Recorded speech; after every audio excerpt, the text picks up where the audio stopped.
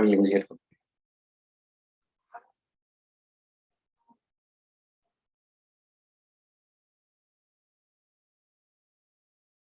Predicting the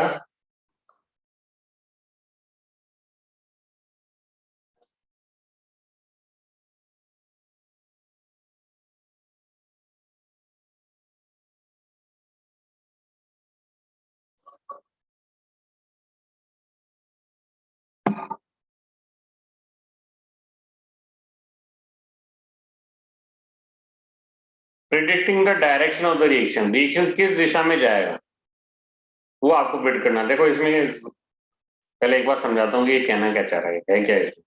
जैसे मान लो कोई आपने कोई रिएक्शन है A+B गिव्स C+D, ये रिएक्शन है। पहला वाला केस लिया, उसमें कंटेनर में आपने क्या ले लिया, A+B ले लिया। कंटेनर है उसके अंदर A+B ले लिया, तो बताइए रिएक्शन पहले किस दिशा में जाएगा।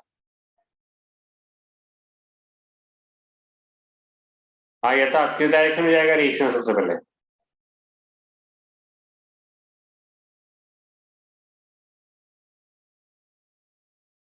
यथार्थ सर दोनों डायरेक्शन में जाएगा ना सर ये तो। अरे सबसे पहले कौन से डायरेक्शन में जाएगा, जब जैसे आप मैंने इसको लिया ही है बस फॉरवर्ड में जाएगा, क्योंकि प्रोडक्ट ये तो CD तो अभी है ही नहीं, अभी तो केवल AB है वहां, अभी तो केवल AB है, तो AB क्या करेगा, आपस में रीड करेगा, CD बनाए। तो सबसे पहले तो रिएक्शन फॉरवर्ड में जाएगा, फिर बाद में CD बनेगा तो फिर AB में चल जाएगा, फिर ऐसे चलता रहेगा। लेकिन और फिर अगर दूसरा केस लिया उसमें मैंने केवल क्या ले लिया, C+D ले लिया। अब बताइए रिएक्शन किस डायरेक्शन में जाएगा, बैकवर्ड। CD AB बनाएगा, CD बनाएगा AB को। ठीक है, यहाँ तो आपको ये फॉरवर्ड में था, फॉरवर्ड डायरेक्शन में था, फॉरवर्ड डायरेक्शन में जा रहा है, ये आपके बैक बैक डायरेक्शन में। लेकिन अगर मैंने चारों ही ले लिए तो अब बताइए किस डायरेक्शन में जाए। इक्विलिब्रियम एस्टेब्लिश नहीं हुआ है, अभी तो मैंने डाला ही है इनको। अब बताइए किस डायरेक्शन में जाएगा, चारों ही ले लिए मैंने, सबसे पहले किस डायरेक्शन में जाएगा, इस डायरेक्शन में जाएगा, फिर सबसे पहले किस डायरेक्शन में चलेगा। सो पहले फॉरवर्ड फिर बाद में बैकवर्ड। नहीं, देखो ये आप कह नहीं सकते फिलहाल, ये इनकी कंसंट्रेशन पे डिपेंड करेगा और KC पे डिपेंड करेगा। यहाँ एक नई चीज निकल के आ रही है, वो है QC और Q, ये नई चीज निकल के आ रही है। ठीक है, तो अगर आपने ABCD चारों ले लिया एक कंटेनर के अंदर, तो रिएक्शन किस दिशा में जाएगा, ये QC और KC पे डिपेंड करेगा। अब आप कहोगे सर ये KC तो हमने पढ़ लिया, इक्विलिब्रियम पे प्रोडक्ट और रिएक्टेंट की जो कंसंट्रेशन होता है उनका जो रेशो होता है वो KC होता है, लेकिन ये QC के आगे ना यार, वही तो हमें देखना है, और QC बहुत काम की चीज है। ठीक है, तो लिखो इफ, ये लिख लिया क्या, ये लिख लो चाहो तो, ये लिख लो A और B, और ये C का केस में लिखा देता हूँ आपको, ये लिख लो।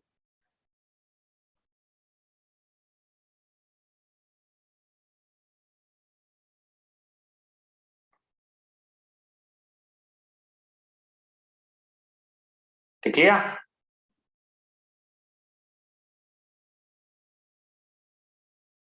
ध्रुव लिख लिया। Yes sir. 9 बजते कहाँ भाग जाते तुम, गायब हो जाते 9 बजते।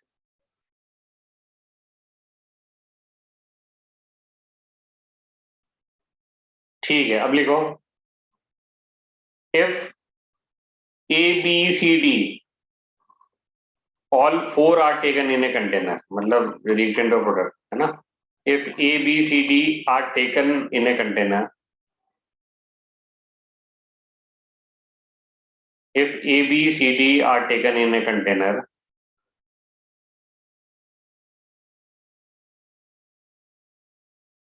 then direction of the reaction,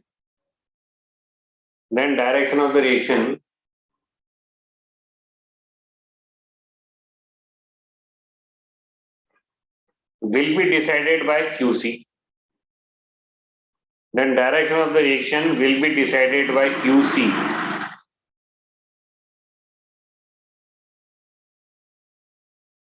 अब आप कहोगे सर QC क्या होता है? QC बताऊं क्या होता है? QC ये होता है C D A B.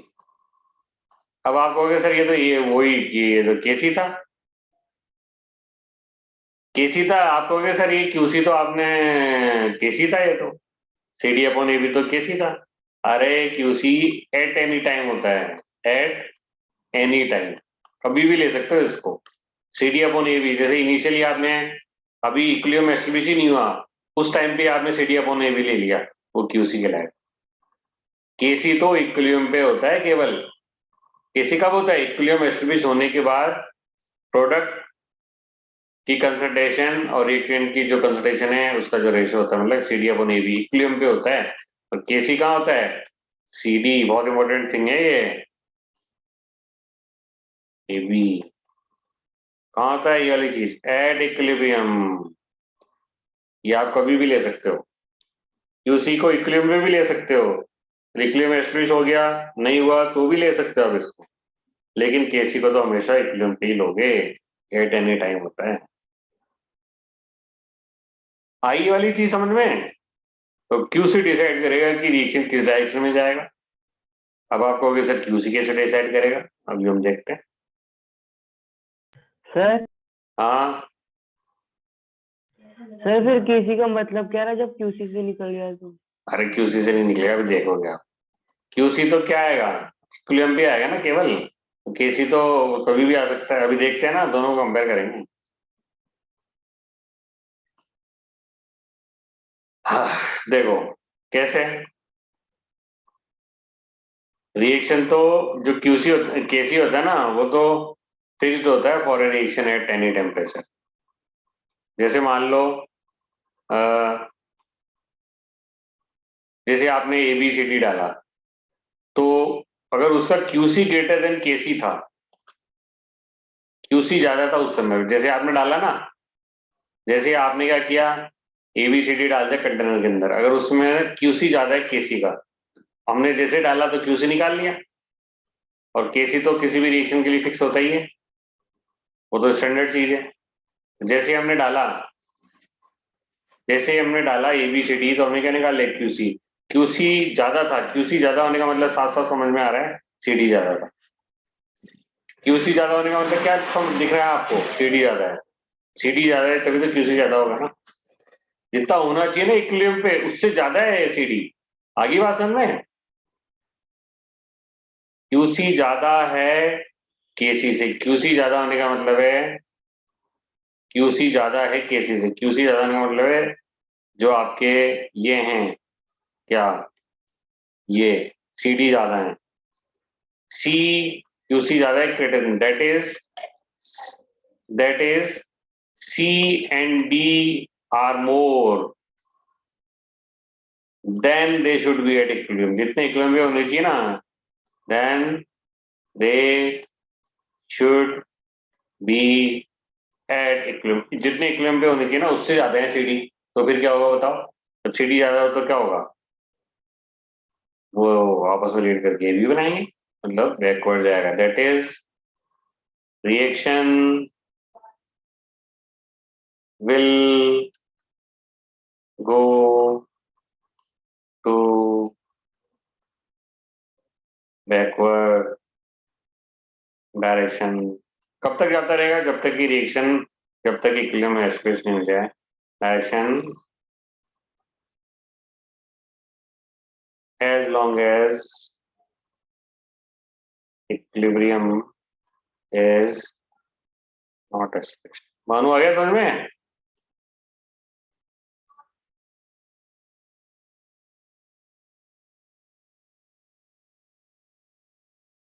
आ गया क्या भानु? यस सर आ गया। ठीक है, तो जैसे हमने क्या किया, ABCD को डाला, तो क्या पता लगा कि भाई साहब QC ज्यादा है KC की तो स्टैंडर्ड वैल्यू है, पर्टिकुलर टेम्परेचर फिक्स होती है। और QC तो हमने कैसे निकाल लिया, CD अपन AB करके एट एनी टाइम, जैसे हमने डाला उनको चारों को उसी से हमने QC निकाल लिया। तो क्या हमने देखा कि दोनों को कंपेयर किया तो हमको QC ज्यादा लगा, QC ज्यादा होने का मतलब CD ज्यादा है। अब CD ज्यादा है तो क्या करेगा, आपस में एड करके AB बना लेगा, मतलब बैकवर्ड रिएक्शन चलेगी, रिएक्शन बैकवर्ड डायरेक्शन में जाएगा और तब तक जाएगा जब तक इक्विलिब्रियम एस्टेब्लिश नहीं हो जाता। ठीक है, तो ये केस ए। अब second case B. Case B में आपने क्या देखा कि QC is less than KC। जैसे हमने ABCD को डाला, KC की तो एक स्टैंडर्ड वैल्यू होती है पर्टिकुलर टेम्परेचर पे, वो दे ही देगा आपको। और QC हम कैसे निकाल लोगे, CD अपॉन AB करके। CD अपॉन AB कब लोगे, जैसे आपने डाला उसी समय ले लेना। तो आपने क्या दे रहा है, QC कम है। QC कम होने का मतलब क्या है, QC कम होने का मतलब क्या होता है, QC क्या होता है, CD upon AB at any time. QC कम होने का मतलब है कि AB ज्यादा है, ये भी तो QC कम है। डिनोमिनेटर वाली चीज क्या है, ज्यादा है, मतलब A and C more, A and B more than they should be at equilibrium पे। इक्विलिब्रियम पे जितना होना चाहिए था उससे ज्यादा है।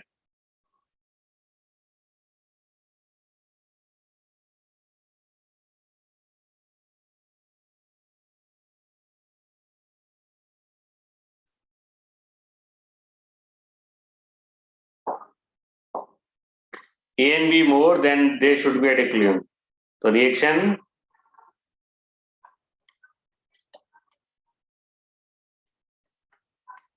will proceed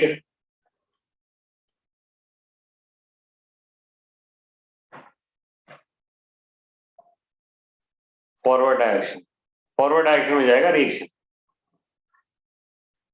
जब तक कि रिएक्शन इक्विलिब्रियम एक्सप्रेस नहीं हो जाए, एज लॉन्ग एज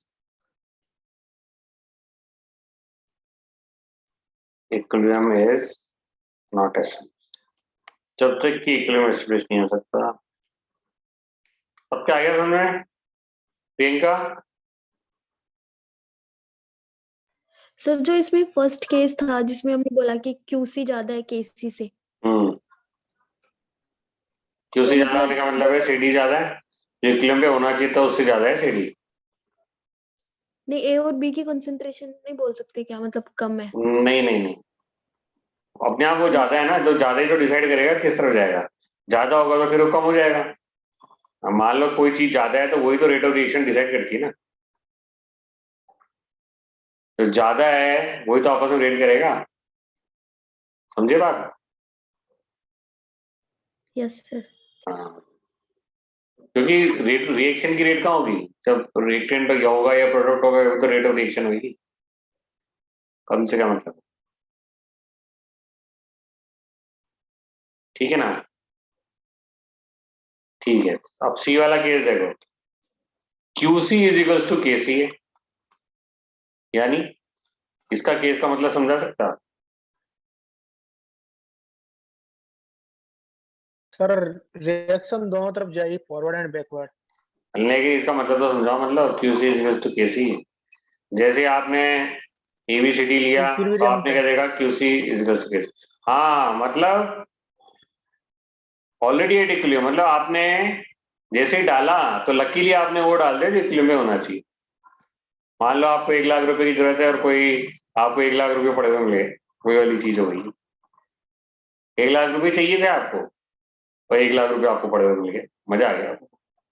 1 लाख रुपए कम पड़ रहे थे, आपको कार खरीदनी थी, 1 लाख रुपए कम पड़ रहे थे और 1 लाख रुपए पड़े हुए मिल गए आपको, मजा आ गया। वही वैसी चीज है ये QC is equals to KC। जो इक्विलिब्रियम पे कंसंट्रेशन होनी चाहिए ABCD की, वही आपने डाल दी लकीली, तो QC अपने आप किसके KC का हो गया, already at equilibrium, already at equilibrium. फिर तो क्या है, दोनों डायरेक्शन में चलेगा आपको। इक्विलिब्रियम एस्टेब्लिश होने के बाद तो क्या होता है, कंसंट्रेशन फिक्स हो जाती है, रिएक्शन रुकता नहीं है। उनकी जो कंसंट्रेशन फिक्स हो गई, A प्लस बी CD बनाता रहेगा, CD AB बनाता रहेगा, A प्लस बी CD बनाता रहेगा, C प्लस D AB बनाता रहेगा, चलता रहेगा इनफाइनाइट समय। मतलब ऑलरेडी एटीपी। आगे समझ में? तो अब हम एक दो क्वेश्चंस करते हैं और फिर और देखते हैं, और समझ में आ जाएगा। ठीक है ना? ऐसे लिख लो ये तो। The value of Kc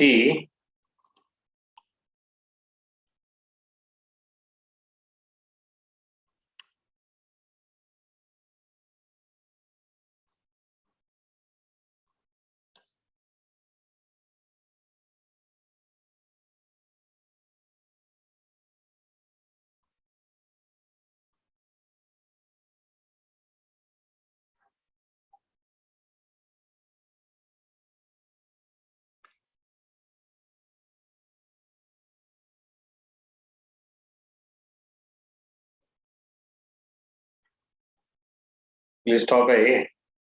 eight a given time the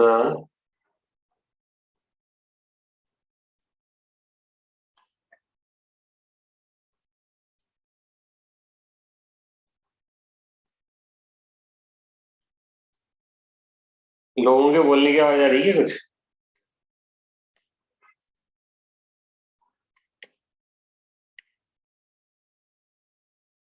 क्यों मानू, कुछ लोगों के बोलने की आवाज आ रही है मेरे माइक में?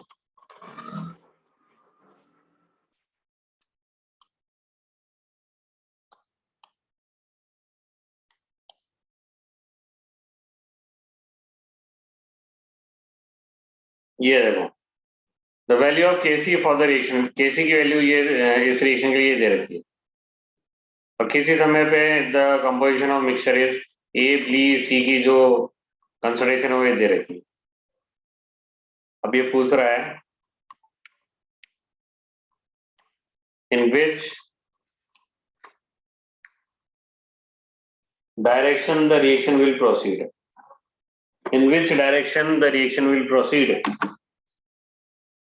करिए।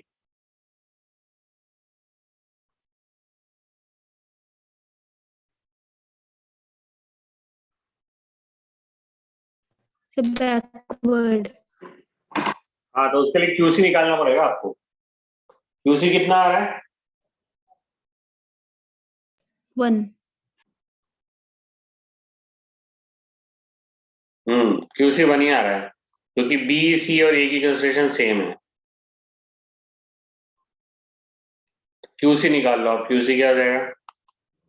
3 × 10⁻⁻⁴ ये बी हो गया, 3 × 10⁻⁻⁴ ये आपके सी हो गया, और ये आपके ए का स्क्वायर हो गया। क्यूसी आ गया 1, जबकि केसी क्या दे रखा है बताना? यानी क्यूसी बड़ा है केसी से। क्यूसी बड़ा है केसी से। क्यूसी जब बड़ा होता है केसी से, इसका मतलब क्या है? मतलब सीडी की कंसंट्रेशन ज्यादा है, सीडी ज्यादा है। और जब सीडी ज्यादा होता है, सीडी ज्यादा होता है तो क्या होता है? वो एबी में कन्वर्ट होगा, मतलब रिएक्शन बैकवर्ड जाएगी। कैसे सॉल्व होगा? रिएक्शन क्या जाएगी? बैकवर्ड। हो गया? मानू हो गया? Yes sir. धीरे धीरे। सर एक बार इससे पहले वाली स्लाइड दिखा दो, और उससे पहले वाली भी। ये वाली? हाँ सर, 1 मिनट।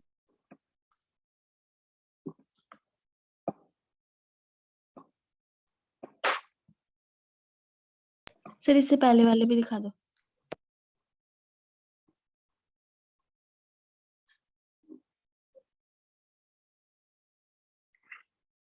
हो गया सर।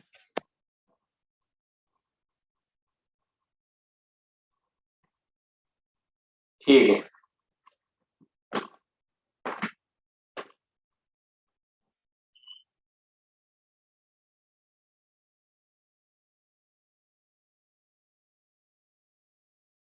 जैसे एक क्वेश्चन बस घुमा फिरा के दे देगा, इसमें कुछ क्यूसी दे रखा है आपको,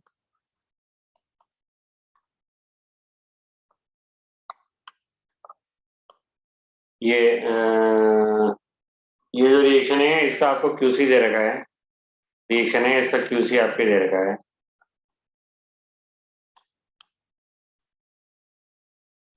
कॉन्सेप्ट आपके क्लियर हो गए, अब आपके गलत नहीं होंगे। अब वो क्या है, लिखो the reaction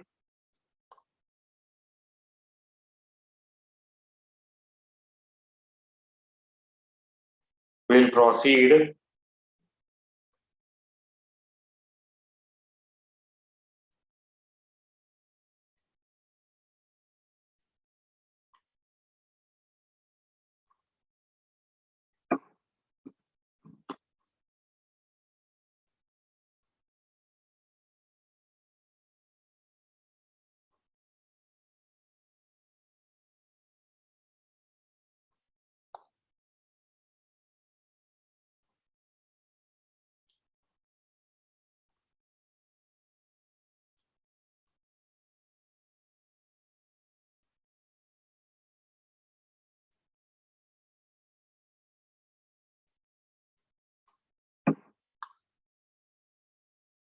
third option.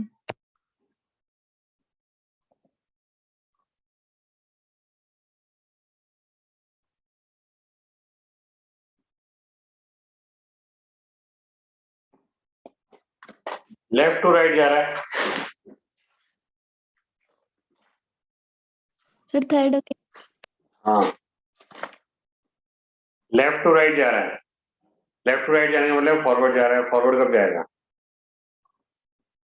Forward जब जाएगा जब रिएक्टेंट मतलब ए बी ज्यादा होगा। ए बी ज्यादा होने का मतलब है कि उसी कम होगा केसी से।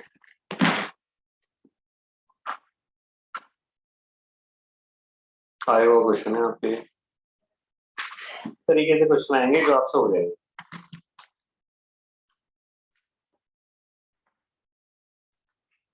ठीक है ना। क्वेश्चंस आपसे हो जाएंगे, क्वेश्चन और भी करेंगे। ठीक है, मौलिक क्लियर हो गया है? Yes sir. ठीक है,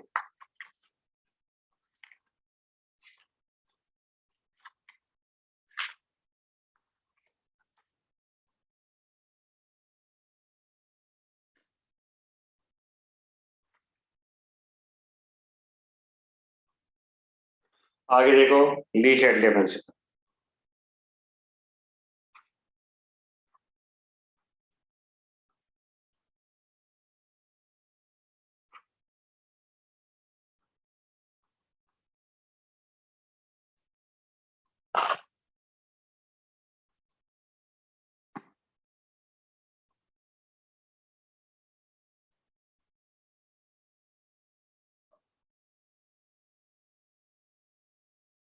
ली शैडले प्रिंसिपल। अब ली शैडले प्रिंसिपल बहुत काम का प्रिंसिपल है। नेक्स्ट टॉपिक है आपका, वो तो हो ही गया, predicting the extent of reaction, predicting the direction of the reaction, वो दोनों हो गए। अब ये ली शैडले प्रिंसिपल बताता है कि जैसे सपोज ये कोई रिएक्शन है A plus B gives C plus D, ये कोई रिएक्शन है सपोज। अब रिएक्शन है, इक्विलिब्रियम एस्टेब्लिश हो गया। इक्विलिब्रियम एस्टेब्लिश होने के बाद अपन सपोज कोई चेंज करते हैं इसमें, जैसे कोई चेंज करते हैं, जैसे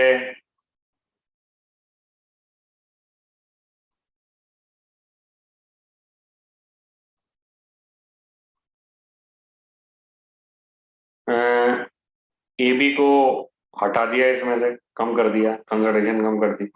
ये सब हम चेंज कब कर रहे हैं? इक्विलिब्रियम एस्टेब्लिश होने के बाद। जैसे ए बी को हमने और डाल दिया, या ए बी को हटा दिया, या सी डी को हटा दिया। इक्विलिब्रियम एस्टेब्लिश होने के बाद हमने सी डी की थोड़ी क्वांटिटी हटा दी, तो क्या होगा? या प्रेशर चेंज कर लिया, जैसे मान लो गैसेस रिएक्शन है, gases reaction suppose pressure change कर दिया सपोज हमने, या और काम भी कर सकते हैं हम, जैसे इक्विलिब्रियम एस्टेब्लिश होने के बाद टेम्परेचर चेंज कर लिया, सपोज ये एक्सोथर्मिक रिएक्शन है और हमने टेम्परेचर चेंज कर दी,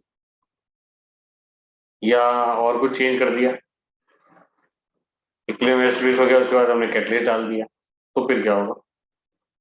वो सब चीज हम किसमें पढ़ते हैं? ली शैटले प्रिंसिपल में। ली शैटले प्रिंसिपल ने बताया यही था, उसने ये बताया था कि इक्विलिब्रियम एस्टेब्लिश होने के बाद अगर कोई चेंज किया जाए, जैसे कि प्रेशर, टेम्परेचर या कंसंट्रेशन चेंज की जाए, तो इक्विलिब्रियम इस डायरेक्शन में शिफ्ट हो जाएगा कि उस चेंज का असर ही खत्म हो जाए और केसी कांस्टेंट रह जाएगा। केसी क्या रह जाएगा? कांस्टेंट। केसी केवल एक केस में चेंज होता है, जब आप टेम्परेचर चेंज करो तभी केसी चेंज होगा, अगर अदरवाइज आप सीडी डालो, सीडी निकालो, या प्रेशर डालो या निकालो, उससे केसी चेंज नहीं होगा। मैं फिर बताऊंगा आपको इसको, है ना?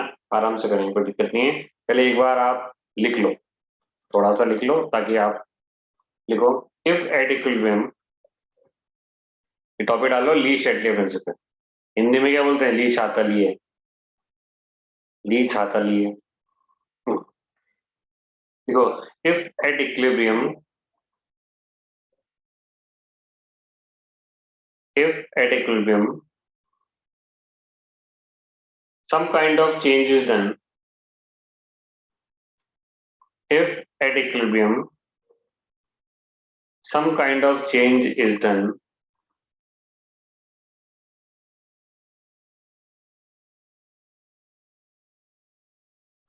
for example some reactant or product is added or removed, if at equilibrium some kind of change is done, for example some reactant or product is added or removed,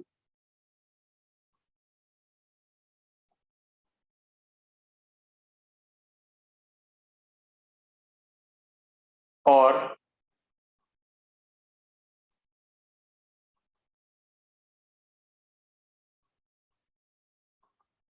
pressure is changed,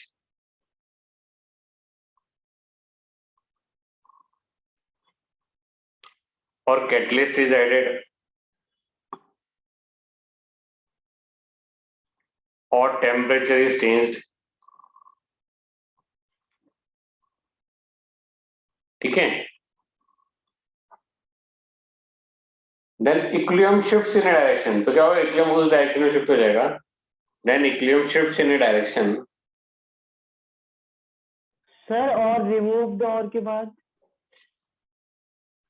क्या लिखा? वापस से बोलो शुरू से।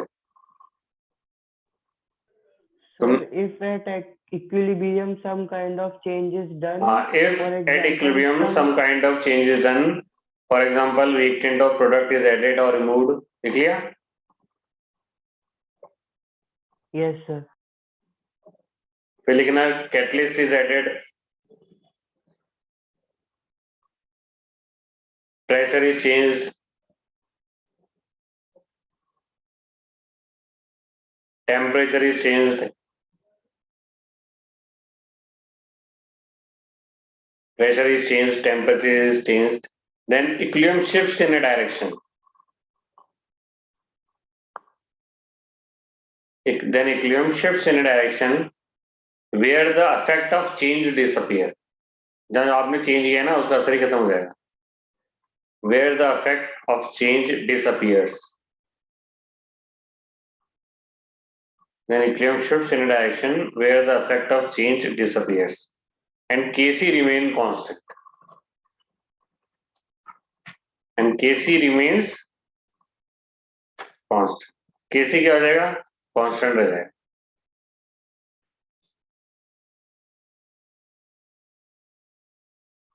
yes sir, बस एक line लिख लो, Kc changes when temperature changes. Kc केवल एक ही केस में चेंज होगा, जब टेम्परेचर चेंज होगा। देखो, Kc changes when temperature changes, केसी केवल तभी चेंज होगा जब टेम्परेचर चेंज होगा, अदरवाइज हर केस में केसी कांस्टेंट रहेगा और जो चेंज किया है उसका असर खत्म हो जाएगा। जैसे मैं बताता हूँ आपको, मान लो पहले केसी था, जैसे आपने जैसे सी था, आपके सी की कंसंट्रेशन थी 12, डी की कंसंट्रेशन थी 2, ठीक है, और ए की कंसंट्रेशन कितनी थी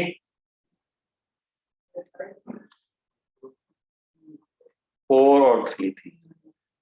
कितनी हो गई? केसी कितना निकल गया? 2 निकल गया है केसी। केसी क्या निकल गया? देखो 24/12।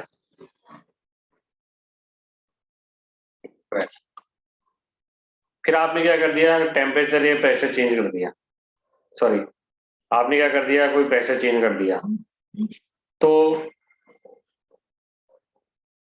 ऐसा होगा कि केसी कांस्टेंट रह जाएगा। कैसे? जैसे मान लो किसी कारण से ये डबल हो जाएगा और ये भी आ जाएगा, डबल हो जाएगा और केसी कांस्टेंट है। समझ में आ गई बात किस तरीके से चेंज हो जाएगा? तो अगर इक्विलिब्रियम पे कोई चेंज करते हो, जैसे टेम्परेचर का, सॉरी कंसंट्रेशन का, टेम्परेचर का, प्रेशर का, कैटलिस्ट का, तो इक्विलिब्रियम उस डायरेक्शन में शिफ्ट हो जाएगा जहां उस चेंज का असर ही खत्म हो जाएगा और केसी क्या रह जाएगा? कांस्टेंट रह जाएगा। केसी केवल एक केस में चेंज होता है जब टेम्परेचर चेंज होता है, तब केसी जरूर चेंज होता है, ठीक है ना? जैसे इसका लेके दिखा दूंगा आपको, तब आपको समझ में आएगा कैसे क्या होता है। सर सर क्यूसी भी टेम्परेचर पे डिपेंड करता है? क्यूसी की तो हम बात नहीं करें, क्यूसी करता है, वो भी करता है, तो डाउट करता है, लेकिन हम क्यूसी और टेम्परेचर की बात नहीं करें, केवल केसी टेम्परेचर, और इसका रिलेशन भी हमको पढ़ना है, अभी पढ़ेंगे। क्यूसी भी होता है, लेकिन औरों के चाहे आपने कंसंट्रेशन चेंज की या प्रेशर चेंज की, लेकिन केसी चेंज नहीं होगा और केस में, सिर्फ टेम्परेचर के केस में केसी चेंज होगा। अब देखिए हम सबसे पहला काम करते हैं, चेंज इन कंसंट्रेशन।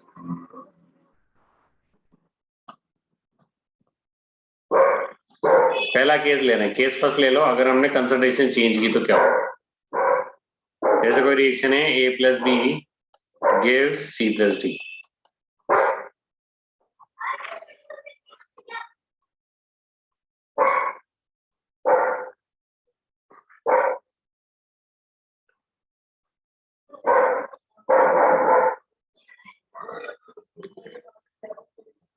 जैसे कोई रिएक्शन है, A plus B gives C plus D, तो आपने क्या किया? A and B are added, equilibrium establish हो गया, उसके बाद ही सारा काम कर रहे हैं हम। A and B are added, A and B आपने क्या कर दिया? ऐड कर लिया, extra A and B add कर लिया, तो क्या होगा? इक्विलिब्रियम क्या होगा? सीडी में चल जाएगा, फॉरवर्ड की तरफ जाएगा। इक्विलिब्रियम कहाँ जाएगा? फॉरवर्ड की तरफ, ताकि ए बी खत्म हो जाए और सीडी बन जाए, और इक्विलिब्रियम क्या रह जाएगा? कांस्टेंट हो जाएगा। A and B are added, तो equilibrium will, your reaction will proceed in forward direction, your equilibrium will proceed in equilibrium, your reaction will proceed in forward direction, ताकि ए बी जो extra डाला है आपने वो खत्म होने लग जाए, and KC remain, KC constant हो जाए।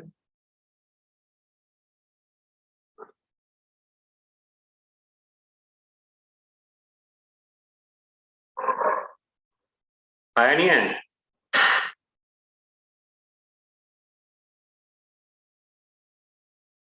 आ गया? एग्जाम्पल ले लेते हैं, इसको एग्जाम्पल ले। अब जैसे मान लो आपने क्या कर लिया, suppose C and D are removed, C and D are removed, equilibrium establish होने के बाद सी और डी को रिमूव हो गया, तो बताइए इक्विलिब्रियम कहाँ जाएगा?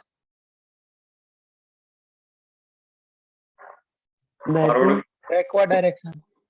अरे CD को ऐड नहीं कर रहे, रिमूव कर रहे हैं।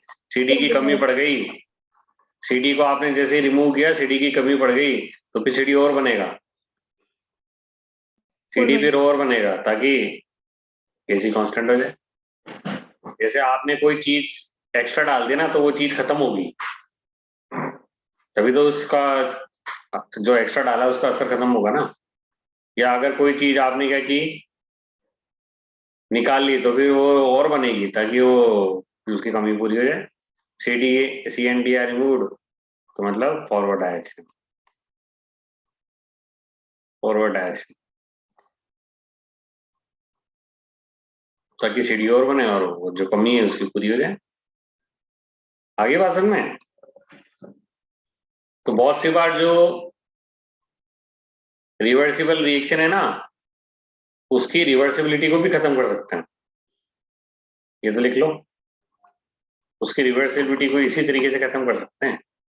अब आप जैसे मान लो एक रिएक्शन है, ये रिवर्सिबल रिएक्शन है, इसकी रिवर्सिबिलिटी को देखो हम खत्म करने वाले हैं। देखो कैसे है, बताता हूँ मैं। जैसे सपोज ये रिएक्शन है, N2 + 3H2 gives 2NH3, ये रिएक्शन है।